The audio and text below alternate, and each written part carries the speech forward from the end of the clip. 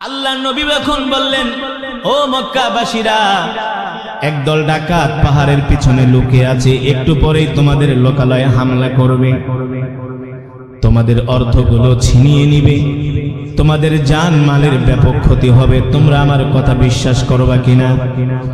মক্কার কাফেররা বলল, মুহাম্মদ, আমরা তোমাকে আল আমিন মনে করি, তুমি কোনোদিন মিথ্যা বলো না, তুমি মানুষের উপকার করো, তুমি মানুষের কল্যাণের জন্য কাজ করো মুহাম্মদ। আল্লাহর নবী বললেন, ও মক্কাবাসীরা, যদি তোমরা আমার কথা বিশ্বাস করো, তাহলে আমি আল্লাহর পয়গম্বর মুহাম্মদ সাল্লাল্লাহু আলাইহি সাল্লাম ঘোষণা করতেছি, আজ থেকে তোমরা এক আল্লাহর প্রতি ঈমান আনো, এক আল্লাহকে বিশ্বাস করো। এই কথা বলার পরে আবু লাহাব, তিনি ছিলেন বদমেজাজি মানুষ, তিনি ছিলেন বদ স্বভাবের মানুষ, তিনি বললেন, তাব্বাল্লাকা ইয়া মুহাম্মদ ফালিহাদা লিজামাতানা। ও মুহাম্মদ, তুমি কি এই কারণে আমাদেরকে এখানে ডেকেছো?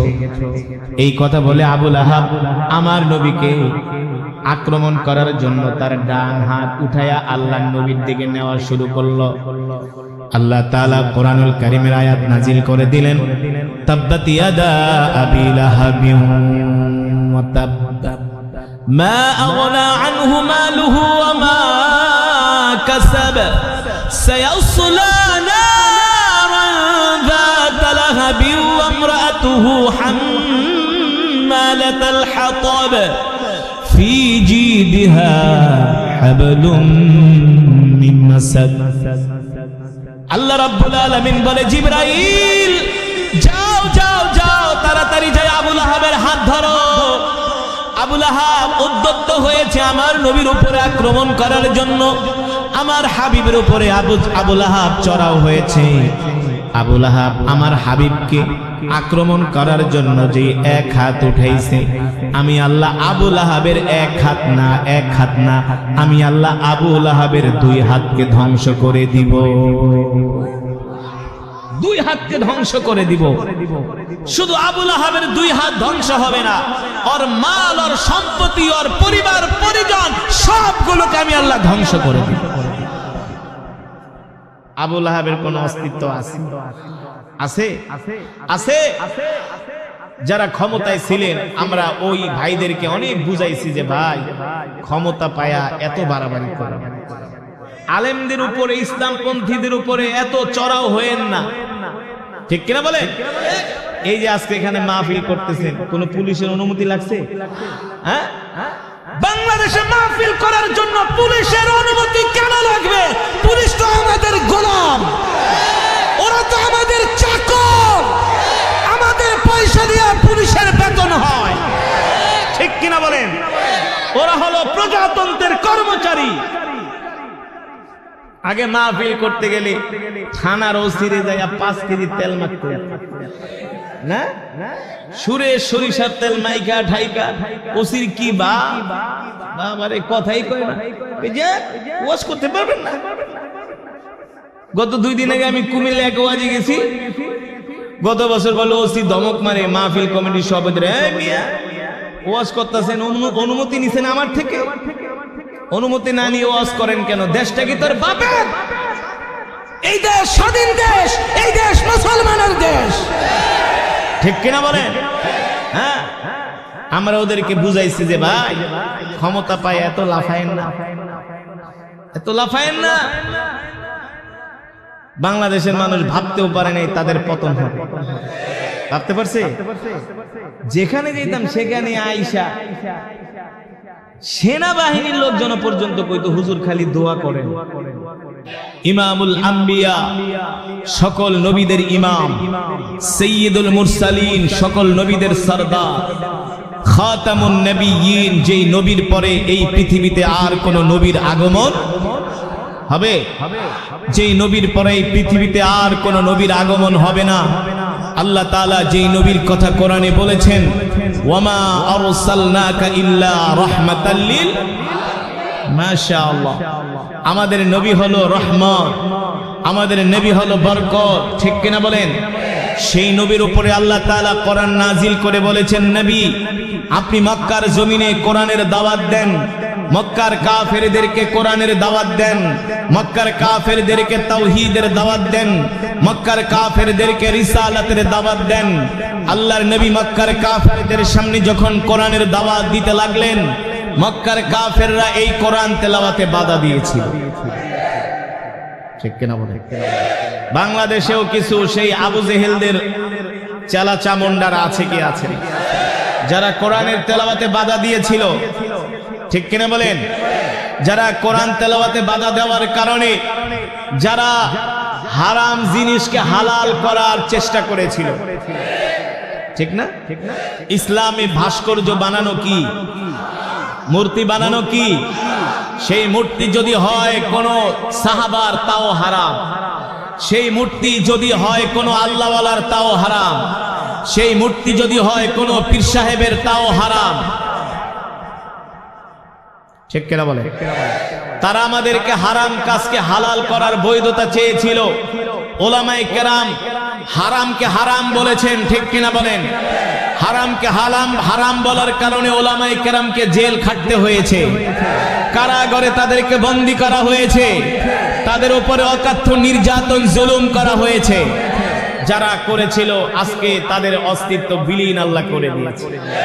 ঠিক কিনা বলেন? যুগে যুগে যারা কোরআনের বিরোধিতা করবে, যুগে যুগে যারা আলেমদের বিরোধিতা করবে, আল্লাহ তাআলা কোনো না কোনো ভাবে তাদেরকে অপদস্থ করবেন, অপমান করবেন। এটা ইতিহাস সাক্ষী। ঠিক না? এই জমিন কার?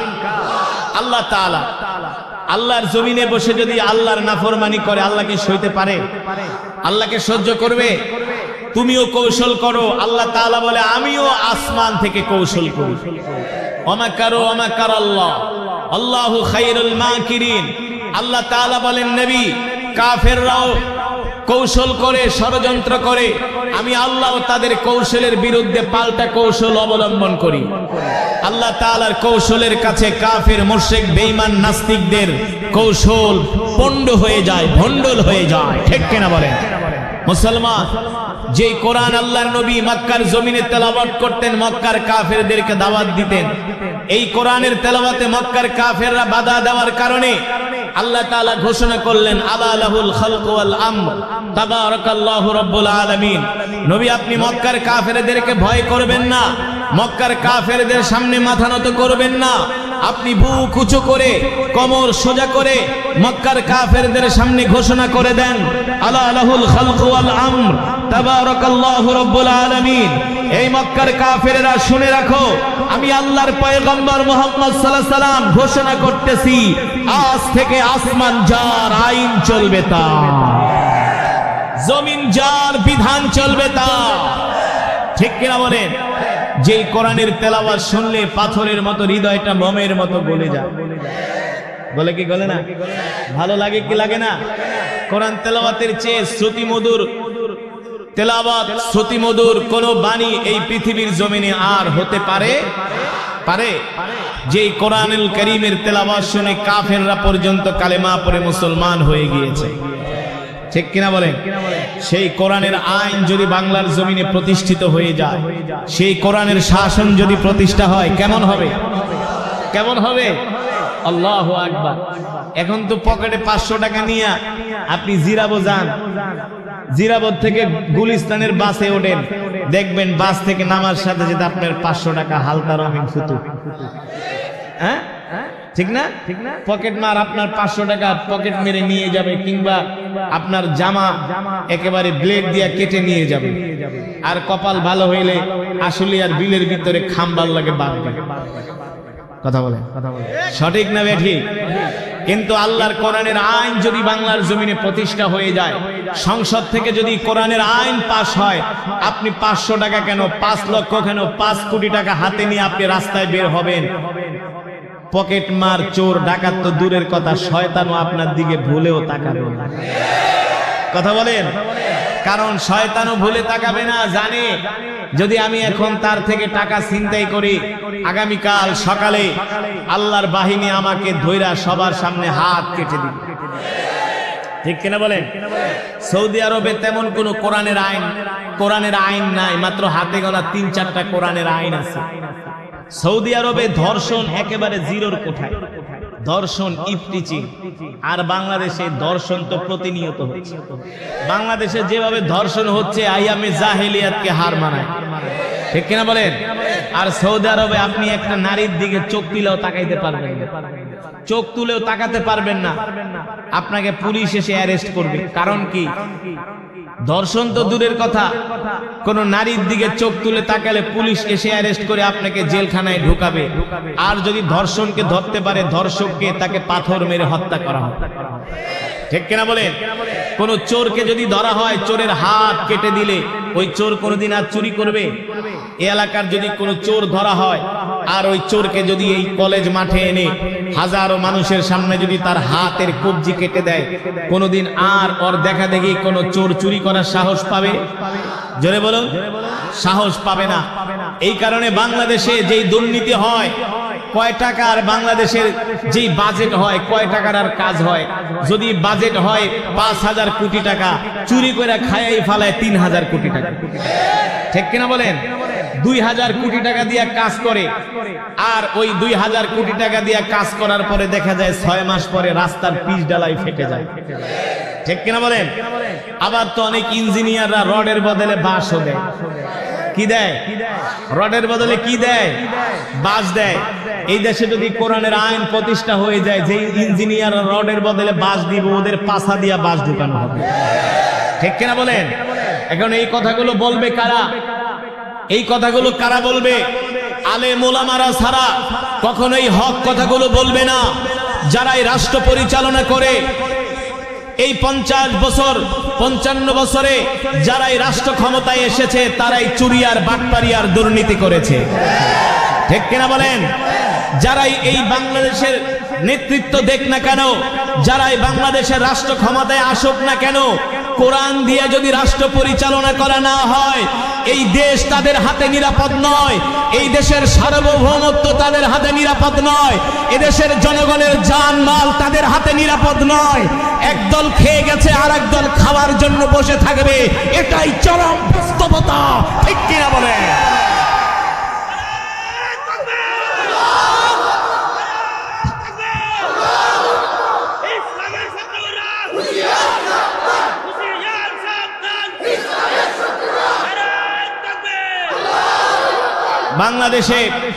বাংলাদেশের অনেক ইউনিয়নে আলেম চেয়ারম্যান আছে, আলেম উপজেলা চেয়ারম্যান আছে, যে দেখবেন 2 টাকাও দুর্নীতি বের করতে পারবেন না। হ্যাঁ, লক্ষ্মীপুরের কমলনগরে একজন উপজেলা চেয়ারম্যান আছে, তার নাম হলো মাওলানা খালেদ সাইফুল্লাহ। নাম শুনছেন? নাম কি? মাওলানা খালেদ সাইফুল্লাহ। তিনি ঢাকা থেকে হাতিয়া যান যেই লঞ্চে, তিনি কোনো ভিআইপি কেবিনও ব্যবহার করেন না, তিনি যান লঞ্চের ডেকের মধ্যে শুয়া, ঠিক কিনা বলেন? তিনি ইসলামী আন্দোলনের একজন চেয়ারম্যান। হক কথা বললে তুই চোরদের মজা লাগবে না, ঠিক না? তিনি লঞ্চের মধ্যে কলা রুটি খান। কি খান? কলা রুটি খান। তার ইউনিয়ন পরিষদের বিল্ডিং ভেঙে গেছে, তিনি নিজের হলেন রাজমিস্ত্রি, আর তার পার্সোনাল সেক্রেটারি হলো যুগালি। যুগালি বানু বানায় দিতেছে, আর চেয়ারম্যান সাহেব নিজে ইট গাঁথতেছে। ওই পাবেন। আর ইতিপূর্বে যারা রাষ্ট্র পরিচালনা করছে, নির্বাচনের আগে রিকশায় চলে, আর নির্বাচন যাওয়ার 6 মাস পরে BMW গাড়ি নিয়ে ঘুরে। এই পয়সা কার পয়সা? কাদের? এই দেশের গার্মেন্টস শ্রমিকদের পয়সা, রেমিটেন্স যোদ্ধাদের পয়সা, ঠিক কিনা বলেন? আসলে কোরআন তেলাওয়াত সবার কাছেই মজা লাগে, কিন্তু কোরআনের কথা বললে আর মজা লাগে না, ঠিক না? যারা ইতিপূর্বে রাষ্ট্র ক্ষমতায় ছিলেন, ওই দলের এক মন্ত্রী আমাকে বলতো, হুজুর আমি আপনার তেলাওয়াত সব সময় শুনি, খুব মজা লাগে হুজুর, সকালেও শুনি, সন্ধ্যায় শুনি, সব সময় শুনি। বুঝেন নাই? আপনার তেলাওয়াত হুজুর এত মজা লাগে, রাইতে ঘুমায় শুনি। আমাকে মাশাআল্লাহ। হুজুর আপনার বিরুদ্ধে আমার একটা অবজেকশন আছে। আমি কই কি যে কোন? আপনি কোরআন তেলাওয়াত করেন সুন্দর, কিন্তু আপনার ওয়াজ মাগার আমার কাছে ভালো লাগে না।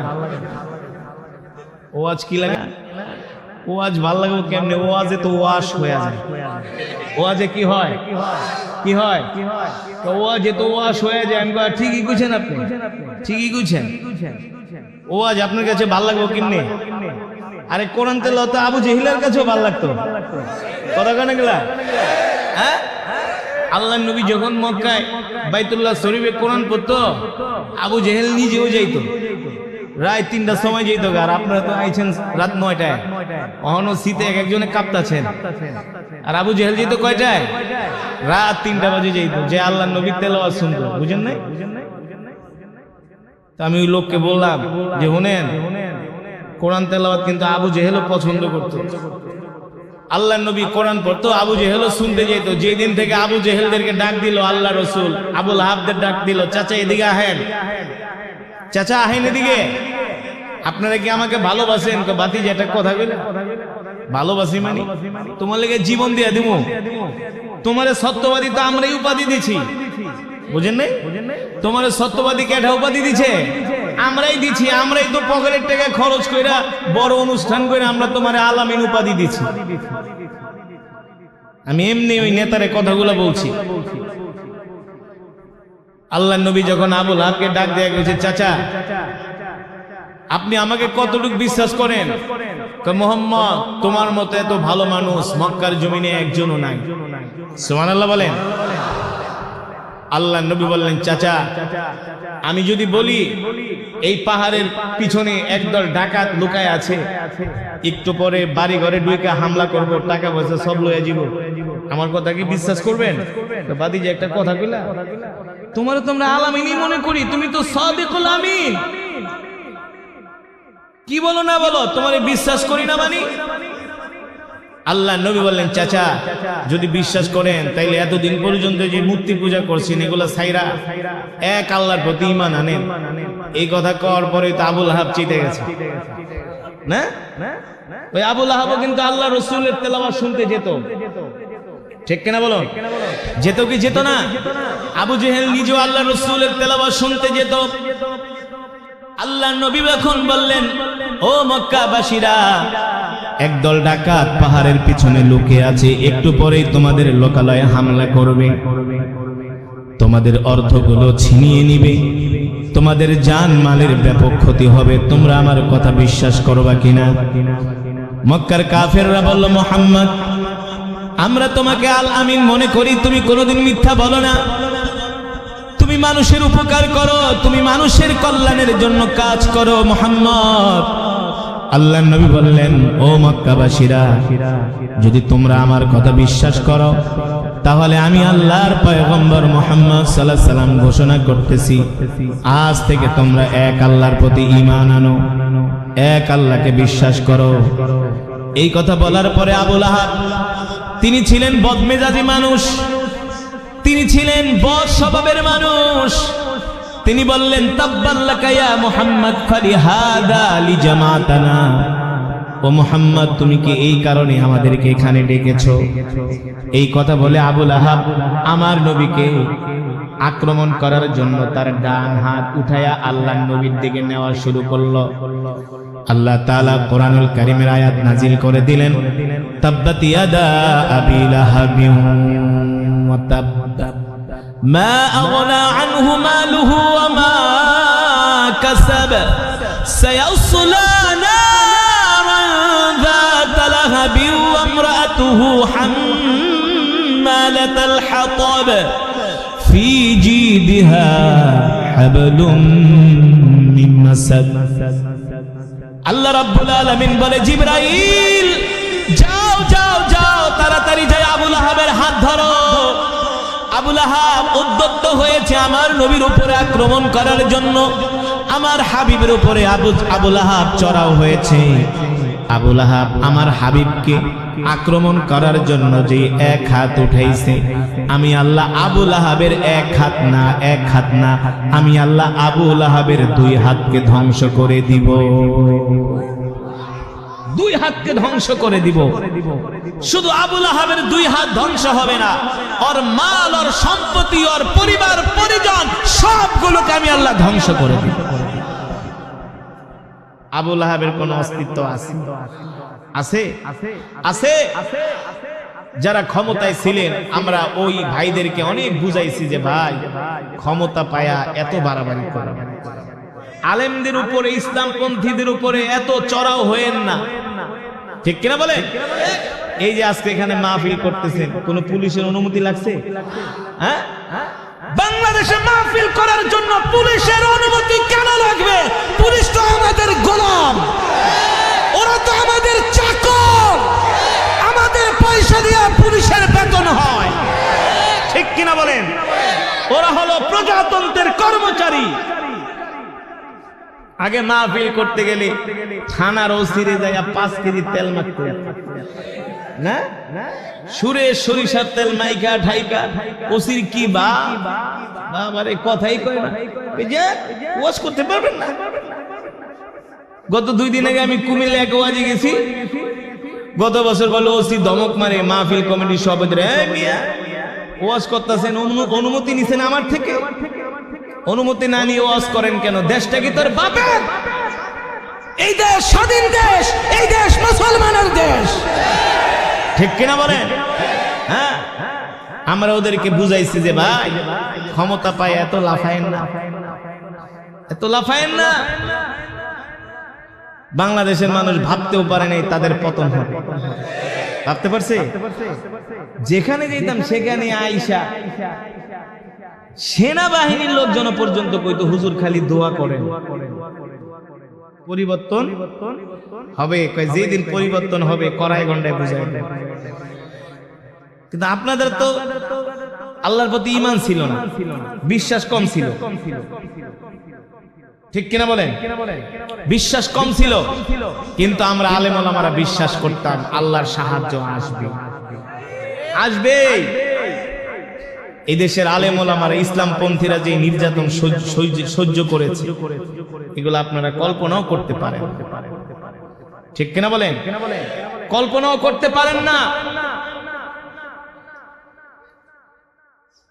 আল্লাহ তাআলা তাদের এমন ভাবে পতন ঘটাইছে, বাংলাদেশের ইতিহাসে কোন সরকারের এমন পতন হয় না। ওদের থেকে শিক্ষা নিতে হবে। আগামীতে যারা ক্ষমতায় আসবে তারাও যদি এমন আচরণ করে তাদের পরিণতি এর চেয়ে ভয়াবহ হবে, হবে, হবে। কারণ এই দেশ মুসলমানের দেশ, ঠিক কিনা বলেন? এই দেশের মুসলমান, এই দেশ স্বাধীন করেছে মাহফিল করবে কারো থেকে অনুমতি নেওয়ার জন্য না, যেখানে ইচ্ছা সেখানে মাহফিল হবে। তোমরা যদি বিদেশ থেকে শিল্পী আইনা কনসার্ট করাইতে পারো, নায়িকা গায়িকা নর্তকী ফত্তকী নাচাইতে পারো, আমরা ওয়াজ করলে সমস্যা কি? ঠিক কিনা বলে? আজকে ওয়াজ মাহফিলের শ্রোতা দেখা ওদের মাথা নষ্ট হয়ে গেছে। আমরা তো বিরিয়ানি খাওয়াও পারি না, আর ওরা তো আল্লাহ বিরিয়ানি ছাড়াই লয়ে হয় মানুষ, বুঝেন নাই? পুরান ঢাকায় ওয়াজে গেছি, হুজুর আপনার কাছে কি আছে? এত মানুষ কই থেকে আহে? আমরা তো বিরিয়ানি পোটলা মোটলা দিয়ে হালা আইনা পারি না, মাথা ভর্তি হালা 1000 টাকা দিতে হয়। এই যে আপনারা যে আইছেন, কোন বিরিয়ানি আছে? 5 টাকা গাড়ি ভাড়া আছে, কত কষ্ট করে আসছে, ঠিক কিনা বলেন? শুধু কোরআন তেলাওয়াত শুনলেই হবে না। এই কোরআন শুধু তেলাওয়াত শোনার জন্যই নাজিল হয় নাই, এই কোরআন শুধু খতম পড়ার জন্য নাজিল হয় নাই। বাপ মরে যাবে 40 দিন পরে 40 জন ইমাম দাওয়াত দিয়ে 10টা গরু জবাই করায়া 50,000 মানুষকে খিচুড়ি খাওয়াইবেন, এই কারণে কোরআন নাজিল হয় নাই। কোরআন শুধু মিলাদ পড়ার জন্য নাজিল হয় নাই, কোরআন শুধু পানি পড়া দেওয়ার জন্য নাজিল হয় নাই, কোরআন শুধু খতম পড়াইবেন, খতম পড়ায়া দোকান উদ্বোধন করবেন, এই কারণেই শুধু কোরআন নাজিল হয় না। কোরআন আল্লাহ তাআলা নাজিল করেছেন, সংসদ থেকে কোরআনের আইন পাস করতে হবে। বাংলা বাংলাদেশের সংসদ চলবে কোরআনের আইন অনুযায়ী, মন্ত্রণালয় চলবে কোরআনের আইন অনুযায়ী, সচিবালয় চলবে কোরআনের আইন অনুযায়ী। আর এই দেশের মুসলমানের সংবিধান হবে আল কোরআন। ঠিক কিনা বলেন? সংসদ চলবে ব্রিটিশের আইনে, আদালত চলবে ব্রিটিশের আইনে। কেন? ওই লাল চামড়াদের আইন কেন আমরা মানব? আমরা মানব আসমান যার আইন চলবে তার, জমিন যার বিধান চলবে তার। আসছেন মাহফিলে, কারি আসাদের তেলাওয়াত শুনছেন আধা ঘন্টা, মনে করছেন একেবারে কোরআনের হক আদায় করে ফেলেছে। এতই সোজা? এত সোজা না। এই কোরআনের হক আদায় করতে যায় রাসূলের সাহাবীদেরকে শহীদ হতে হয়েছে। হযরতে বেলাল হাবশী রাদিয়াল্লাহু তাআলা আনহুকে এই কোরআন মানার কারণে, কোরআনকে ভালোবাসার কারণে, কোরআনের পক্ষে কথা বলার কারণে হযরতে বেলাল হাবশী রাদিয়াল্লাহু তাআলা আনহুকে উত্তপ্ত মরুভূমির মধ্যে চিৎ করে শোয়া হযরতে বেলালের বুকের উপরে 40 কেজি ওজনের পাথর দিয়া চাপা দিয়া রাখছে। এই যুবক, শুধু এখানেই শেষ নয়, লোহার রড গরম করে করে হযরত বেলালের শরীরে সেকা দেওয়া হয়েছে। আর বলা হয়েছে, বেলাল কোরআন ছাইরা দে, মুহাম্মদকে ছাইরা দে, এক আল্লাহর প্রতি ঈমান ছেড়ে দে, আর মুহাম্মদের কোরআন শুনতে যাবি না।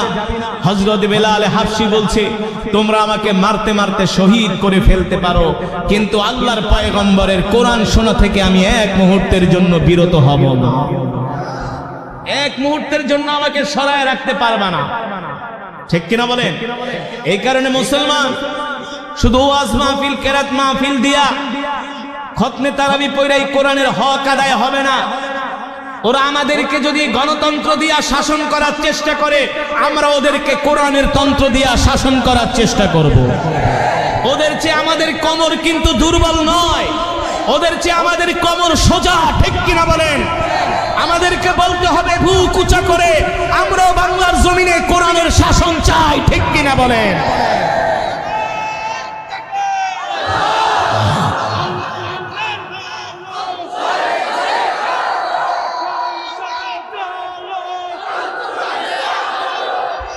আমি বলছি, কোন মুসলমান হইয়া যদি কোরআনের আইনের বিরোধিতা করে, শরিয়া আইনের বিরোধিতা করে, ওটা মুসলমান না, ওটা হলো হারামজাদা। ওটা কি? নিজের মুসলমান দাবি করবা, আমি ধর্মভীরু মুসলমান, আমার বাপ দাদা মুসলমান। মুসলমান হওয়ার স্বীকার করার পরে যদি তুমি কোরআনের আইনকে বিশ্বাস না করো, তোমার ঈমানই থাকবে না। ঠিক কিনা বলেন? এই দুনিয়া কয়দিনের? কয়দিনের? আর একটা কথা, আমরা বাংলার জমিনে কোন নারী নেতৃত্ব দেখতে চাই। এত পুরুষ থাকতে নারীরা কেন আমাদেরকে নেতৃত্ব দিবে? এদেশের মুসলমানের হাতে চুরি পরা উচিত, এদেশের মুসলমানের হাতে চুরি পরা উচিত। এদেশের জনগণের লজ্জা নাই, আমাদেরকে নেতৃত্ব দিবে পুরুষেরা। ঠিক কিনা বলেন? এত শিক্ষিত পুরুষ থাকতে আমরা কেন নারীর নেতৃত্ব মেনে নিব? যেই দেশে নারীর নেতৃত্ব থাকে ওই দেশে গজব পড়ে, ওই দেশে শান্তি আসে না। এই যে ডক্টর ইউনূস দেশ চালাইতেছে, খারাপ পুরুষ, সে যাই হোক, সে কি পুরুষ, তাও তো আমাদের সাথে আইসা মাঝে মাঝে জানাজা পড়ে, টুপি টাপি মাথায় দেয়। ভালো লাগে কি লাগে না? হ্যাঁ হ্যাঁ, আমরা পুরুষের নেতৃত্ব চাই। আমাদেরকে বলতে হবে আমরা কোরআনের আইন চাই। যুবক, তুমি যেই দল করো না কেন, আল্লাহর কসম করে বলে, আমি যেই কথাটা বলে গেলাম, হাসরের ময়দানে বলবা যে আল্লাহ, কারি সাহেব আয়েশা আমাদেরকে কোরআন তেলাওয়াত শুনাইছে, কিন্তু কোরআনের আইন যে পাশ করতে হবে এই কথা তো আমাদের কোনোদিন বলে না। আমরা বুঝতাম না, আমাদেরকে কেন বললো না? এই কারণে বললাম যে কালেমাওয়ালা মুসলমান, তার দায়িত্ব হলো আল্লাহর জমিনে আল্লাহর কোরআনের আইন প্রতিষ্ঠা করার জন্য জান দিয়া, মাল দিয়া, সময় দিয়া চেষ্টা করা। ঠিক কিনা বলেন? আল্লাহ তাআলা আমাদের সকলকে তৌফিক দান করুন। আমরা চাই আমাদের দেশে শান্তি ফিরে আসুক। আমরা হিন্দু, মুসলমান, বৌদ্ধ, খ্রিস্টান এই বাংলাদেশে আমরা একত্রে বসবাস করতেছি। আমাদের মধ্যে কোনো বিভেদ নাই, আমাদের মধ্যে কোনো বৈষম্য নাই। আমরা চাই বাংলাদেশ হবে একটা বৈষম্যহীন একটা দেশ, ঠিক কিনা বলেন? যেখানে হিন্দু, মুসলমান, বৌদ্ধ, খ্রিস্টান সকলেই তাদের অধিকার পাবে, সকলের অধিকার নিশ্চিত হবে, ঠিক কিনা বলেন? সকলের অধিকার নিশ্চিত হবে। আমরা এমন একটা রাষ্ট্র চাই যেই রাষ্ট্রে আমরা মিলেমিশে একসাথে বসবাস করব, হাতে হাত রেখে কাঁধে কাঁধ মিলিয়ে আমরা বাংলাদেশে বসবাস করব। এই বাংলাদেশে কোনো বিশৃঙ্খলাকারীদেরকে আমরা প্রশ্রয় দিব না, কিনা বলেন? আর মুসলমান, আর একটা কথা মনে রাখতে হবে, আমাদের মাঝে দেশ প্রেম থাকতে হবে, এই দেশকে ভালোবাসতে হবে, ঠিক কিনা বলেন? আমরা আমাদের দেশের জন্য, আমরা আমাদের দেশের জন্য, আমরা আমাদের জাতির জন্য, আমরা আমাদের মানচিত্রের জন্য, আমরা আমাদের ভূমির জন্য এক চুল পরিমাণ কোনো বিদেশি শক্তিকে আমরা সহ্য করব না, ঠিক কিনা বলেন? এখন আর সেই আগের বাংলাদেশ নাই। দেখেন না সীমান্তে এখন বিএসএফ এর সামনে আমাদের বিডিআররা চোখে চোখ রেখে কথা বলতেছে। আগে আমাদের সীমান্তে ভারতীয় বিএসএফরা, ইন্ডিয়ান বিএসএফরা আমাদের সীমান্তে আমাদের বাংলাদেশের মানুষদেরকে মারতো। আমরা গতকালকে দেখেছি আমাদের বিডিআর জওয়ানরা, আমাদের বিজিবি জওয়ানরা হাতে হাত রেখে তারা বাংলাদেশের জনগণদেরকে নিয়ে তারা সীমান্ত পাহারা দিতেছে, ঠিক কিনা বলেন? আমরা ডক্টর ইউনূসকে বলবো, আমরা এই দেশ স্বাধীন করেছি স্বাধীনভাবে বাঁচার জন্য, কারো দালালি করার জন্য আমাদের দেশ স্বাধীন হয় নাই, ঠিক কিনা বলেন? এই দেশে আমরা ভারতীয় নই, এই দেশ আমরা কারো কাছে ইজারা দেই নাই। এই বাংলার প্রতিটা ইঞ্চি মাটির জন্য, প্রতিটা ইঞ্চি মাটির জন্য আমরা জীবন দিতে রাজি আছি। ইসলামের জন্য কে কে জীবন দিতে রাজি আছি? হাত উঠে আল্লাহকে দেখাই দেই। লিল্লাহি তাকবীর।